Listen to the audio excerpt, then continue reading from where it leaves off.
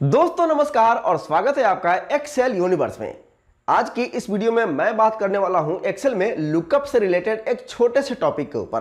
कई बार आपने एक्सेल में प्रॉब्लम फेस किया होगा डुप्लीकेट लुकअप से रिलेटेड। फॉर एग्जांपल इस टेबल को ही ले लीजिए, इसके अंदर एक ही कस्टमर के नाम कई बार आ रखे हैं। अगर आपको यह बोला जाए कि इस कस्टमर के अगेंस्ट में जितने भी रिकॉर्ड्स दिए गए हैं इस टेबल में उनको लुकअप करके लाना हो, क्या किसी लुकअप फंक्शन से कर सकते हैं? जी नहीं, क्योंकि लुकअप फंक्शन हमेशा पहले सर्च में आने वाली वैल्यू के कॉरस्पॉन्डिंग ही रिजल्ट देता है। ऐसे में कोई भी लुकअप फंक्शन डायरेक्टली काम नहीं करेगा। फिर कैसे करेंगे? आज की इस वीडियो में मैं आपको इसके 4 अलग अलग एग्जांपल बताने वाला हूं, तो बने रहिए इस वीडियो के अंत तक। और हां, अगर आप मेरे साथ प्रैक्टिस करना चाहते हैं तो इस फाइल की लिंक डिस्क्रिप्शन में दी गई है, वहां से डाउनलोड करके मेरे साथ साथ प्रैक्टिस कर सकते हैं। तो चलिए स्टार्ट करते हैं अपना आज का टॉपिक।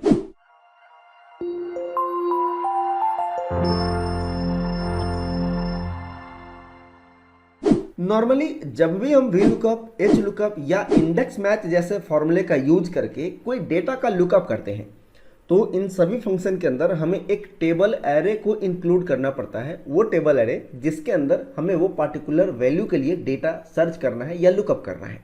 ऐसे में इसकी एक कंडीशन होती है कि टेबल एरे का यूनिक होना जरूरी है। लेकिन मान लीजिए आपने जो टेबल एरे इन फंक्शंस के अंदर सेलेक्ट किया है और उसमें कोई डुप्लीकेट रिकॉर्ड हो, तो आपको हमेशा पहले सर्च में आने वाली वैल्यू के कॉरस्पॉन्डिंग ही रिजल्ट मिलेगा। फॉर एग्जांपल यहाँ ये एक टेबल है जिसमें एक ही कस्टमर के नेम कई बार आ रखे हैं। अब यहाँ पे लगाते हैं equal to VLOOKUP. Lookup value में इस नेम को ले लेंगे, कॉमा टेबल एरे के लिए इस रेंज को और कॉलम इंडेक्स नंबर में 3, 0 एंड इंटर। अब इन दोनों को पकड़ के नीचे तक ड्रैग करें तो हमें रिजल्ट में सिर्फ पहला वाला अकाउंट नंबर ही मिलेगा। जबकि इस टेबल के अंदर आप देख सकते हैं इस राहुल कुमार के सामने कई और भी अकाउंट नंबर हैं जो रिजल्ट में हमें यहाँ नहीं मिल रहा है। लेकिन जब हमें राहुल कुमार का सभी अकाउंट आईडी यहाँ पे लाना हो तो इसे कुछ अलग तरीके से करना होगा। सबसे पहले एक आसान तरीके से समझते हैं जिसमें हमें एक हेल्पर कॉलम की जरूरत पड़ेगी। और ये हेल्पर कॉलम इसलिए यूज करना पड़ेगा क्योंकि मैंने आपको पहले ही बताया जो टेबल अरे आप फॉर्मूले के अंदर सेलेक्ट करते हैं उसका यूनिक होना जरूरी है। तो इसके लिए यहाँ एक कॉलम इंसर्ट करते हैं। अब यहाँ लिखेंगे इक्वल टू काउंट इफ्स और क्राइटेरिया रेंज 1 में देंगे $B$2 colon B2 comma B2। इसमें हमने इस पहले B2 को एब्सोल्यूट यानी फिक्स रखा है, लेकिन दूसरा वाला B2 वो फ्री है। फिलहाल इस फॉर्मूले के अंदर B2 से B2 के बीच के रेंज में ही B2 के अंदर दिया गया नेम काउंट किया जाएगा कि वो कितनी बार है। और जब इसे नीचे ड्रैग करेंगे तो पहला वाला B2 तो फिक्स है लेकिन दूसरा वाला फ्री है। ऐसे में वो B2 से B3, B4, B5 होता जाएगा और हर नेम के सामने उसका सीरियल नंबर मिलेगा। यानी कोई नेम पहली बार आया तो उसके लिए 1, अगर दूसरी बार वही नाम आएगा तो फिर उसके लिए नंबर 2, और ऐसे ही जितने भी नेम इसके अंदर होंगे उसकी एक इंडेक्सिंग तैयार हो जाएगी। लेकिन ये सीरियल नंबर जो आया है वो भी डुप्लीकेट है। जब इन दोनों सीरियल नंबर और नेम को कंबाइंड कर दें तब ये यूनिक बन जाएगा। इसके लिए इसी फंक्शन को एडिट करते हैं यहाँ पे और स्टार्टिंग में देंगे इस B2 सेल का रेफरेंस और एंड लगाकर काउंटिफ्स के साथ कॉन्कैटिनेट कर देंगे और फिर इसे नीचे तक ड्रैग कर देते हैं। और इस तरह यह सीरियल नंबर और नेम मिलकर एक यूनिक रिकॉर्ड बन गया। अब यहाँ पे आएंगे, लिखेंगे वी लुकअप और इसका लुकअप वैल्यू होगा ये H2 सेल। इसका कॉलम फिक्स कर देंगे और इसके साथ एंड लगाकर नंबर 1 को कंबाइन कर देंगे। इसके बाद टेबल एरे के लिए यहाँ इस कॉलम से इस पूरे रेंज को सेलेक्ट कर लेंगे, कॉमा कॉलम इंडेक्स नंबर में देंगे 4, 0 एग्जैक्ट मैच के लिए ब्रैकेट क्लोज एंड इंटर। और फिर इसे राइट की तरफ ड्रैग करें तो आप देख सकते हैं अभी भी रिकॉर्ड सब में एक ही आ रहा है, एक ही अकाउंट नंबर आ रहा है। ऐसा इसलिए क्योंकि हमने इस फॉर्मूले के अंदर जो VLOOKUP फॉर्मूला लगाया है वहाँ इस नेम के साथ नंबर 1 को कंबाइन किया हुआ है। और जब हमने इसे राइट की तरफ ड्रैग किया तो सभी के अंदर नंबर 1 ही है। लेकिन हमें जब दूसरा अकाउंट नंबर चाहिए तो हम यहाँ पे राहुल 2 सर्च करेंगे VLOOKUP के लुकअप वैल्यू में। इसके लिए जो हमने मैनुअल 1 इनपुट किया है उसको डायनेमिक बनाना होगा और उसके लिए यूज करेंगे कॉलम्स फंक्शन का, और इसके रेफरेंस में इस I1 सेल का रेफरेंस दे देंगे जो फ्रीज रहेगा, कॉलन और फिर से I1 देंगे जिसमें इसका रो फ्रीज करेंगे, ब्रैकेट क्लोज एंड इंटर। अब अगर इसे राइट की तरफ ड्रैग करें तो आपको 1 2 3 ऐसा सीरियल नंबर मिलता चला जाएगा। अब इसी फॉर्मूले को यहाँ से कॉपी करते हैं और VLOOKUP के अंदर यहाँ लुकअप वैल्यू में एंड के बाद जो हमने नंबर 1 दिया है उसकी जगह कॉलम्स फंक्शन को पेस्ट कर देंगे। यहाँ एक काम और करना है, अगर ये फॉर्मूला हम इधर ड्रैग करते हैं और किसी नेम के आगे सिर्फ एक ही या दो ही रिकॉर्ड हो तो आपको 2 रिकॉर्ड के बाद एरर मिलेगा। इसके लिए हम इस पूरे फॉर्मूले को इफ एरर के अंदर ले लेंगे और लास्ट में दे देंगे 2 टाइम्स डबल कोट ताकि एरर आने पे ये ब्लैंक शो करे। अब इसी फॉर्मूले को कॉपी करके इन सब के अंदर पेस्ट कर दें तो हमें हर नेम के जितने भी रिकॉर्ड होंगे वो सारे यहाँ पे आ जाएंगे। यहाँ मैंने हेडर के अंदर 5 कॉलम्स ले रखे हैं क्योंकि मैंने जो टेबल एरे लिया है एग्जाम्पल के लिए उसमें एक कस्टमर के मैक्सिमम 5 अकाउंट्स हैं। अगर आपके पास इससे ज़्यादा होते हैं तो आप इसे राइट की तरफ और भी ड्रैग कर सकते हैं और इस तरह आपको हर कस्टमर नेम के अगेंस्ट में उसके जितने भी अकाउंट्स होंगे, जितने भी रिकॉर्ड्स होंगे वो यहाँ पे आ जाएंगे। तो ये एक तरीका है जिसमें हेल्पर कॉलम का हमने यूज किया, लेकिन हमें बिना इस हेल्पर कॉलम के ये रिजल्ट चाहिए। फिर क्या करेंगे, आइए उसे भी करके देखते हैं। इसके लिए आपके पास ऑफिस 365 या इससे लेटेस्ट एक्सेल का वर्जन होना चाहिए। इसमें डायनेमिक एरे फीचर्स और नए नए फंक्शंस अवेलेबल है जिससे इस काम को करना काफ़ी आसान हो जाता है। और इसके लिए यहाँ मैं यूज़ करने वाला हूँ फिल्टर फंक्शन का।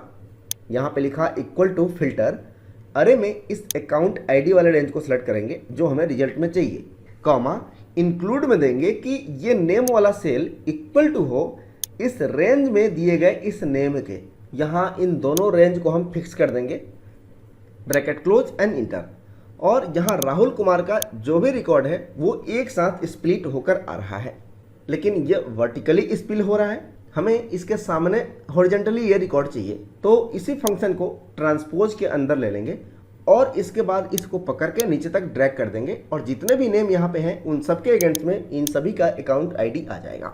अब ये जो तरीका मैंने आपको बताया वो एक्सेल 365 या उसके बाद वाले वर्जन में ही चलेगा, लेकिन क्या एक्सेल के पुराने वर्जन में इसी काम को बिना हेल्पर कॉलम के किया जा सकता है?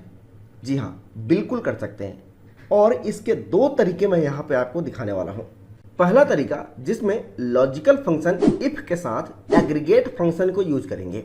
यहाँ पे लिखा इक्वल टू इफ, अगर ये नेम इक्वल टू हो यहाँ इस टेबल में दिए गए नेम वाले रेंज के, कॉमा तब हमें उसके कॉरस्पॉन्डिंग अकाउंट आईडी वाला रेंज सेलेक्ट कर लेना है, यानी वो रिजल्ट में हमें चाहिए, कॉमा अदरवाइज हमें एरर दिखाए और एरर के लिए हम एक फॉर्मूला यूज करेंगे NA का, ब्रैकेट क्लोज एंड इंटर। अब ये रिजल्ट पूरे रेंज के अंदर स्प्लिट हो चुका है क्योंकि मैं एक्सेल 365 का एक्सेल यूज कर रहा हूँ। अब हमें चाहिए सिर्फ अकाउंट नंबर जो कि एक नंबर वैल्यू है फिलहाल यहाँ पे, और इसके लिए हम यहाँ पे यूज करेंगे इक्वल टू एग्रीगेट और फंक्शन नंबर में दे देंगे 14 स्मॉल के लिए। आप इसकी जगह लार्ज फंक्शन का भी यूज कर सकते हैं जिसका नंबर है 15, कॉमा इसके बाद नेक्स्ट एंड सबसे इंपॉर्टेंट है ऑप्शन नंबर, चूंकि इफ का रिजल्ट एरर दे रहा है और एरर को इग्नोर करने के लिए यहाँ ऑप्शन नंबर 6 इनपुट करना है। इसके बाद इस रेंज को सिलेक्ट करेंगे जिससे हमें रिजल्ट चाहिए और स्मॉल के लिए देना होता है पोजीशन कि आपको उस सेलेक्टेड रेंज में से कौन सा स्मॉलेस्ट वैल्यू चाहिए। तो यहाँ लास्ट आर्गुमेंट के लिए देंगे नंबर 1 एंड इंटर। तो यहाँ इस नेम का पहला अकाउंट नंबर आ गया। अब इसका दूसरा अकाउंट नंबर लाना है तो हमें सेकेंड स्मॉलेस्ट वैल्यू चाहिए, तो इसी एग्रीगेट फंक्शन के लास्ट में 1 की जगह कर देंगे नंबर 2 और फिर तीसरा अकाउंट लाने के लिए ऐसे ही नंबर 3 हो जाएगा। लेकिन ये डायनेमिक होना चाहिए। साथ ही ये इफ फंक्शन जो हमने अलग से एक सेल में लगाया है इसको भी एग्रीगेट फंक्शन के अंदर इनपुट करेंगे। तो फिलहाल इस इफ को यहाँ से हम कॉपी करते हैं और इस एग्रीगेट के अंदर इस रेंज की जगह पेस्ट कर देंगे और लास्ट में जो हमने नंबर 1 दिया है इसकी जगह देंगे कॉलम्स और इसमें इस हेडर वाले रेंज को जैसे हमने पहले सेलेक्ट किया था वैसे ही सेलेक्ट कर लेंगे, ब्रैकेट क्लोज, और लास्ट में इस पूरे फॉर्मूले को इफ एरर फंक्शन के अंदर ले लेंगे ताकि एरर को रिमूव किया जा सके। अब ये फॉर्मूला कंप्लीट हो चुका है। अब अगर एक्सेल 365 के अंदर इसमें सिर्फ इंटर प्रेस करें तो यहाँ रिजल्ट मिल जाएगा। चूंकि ये एक एरे फॉर्मूला है और एक्सेल के पुराने वर्जन में इससे रिजल्ट लाने के लिए आपको नॉर्मल इंटर की जगह कंट्रोल शिफ्ट के साथ इंटर प्रेस करना पड़ेगा और फिर इसे हम कॉपी करके इन सभी के अंदर पेस्ट कर देंगे।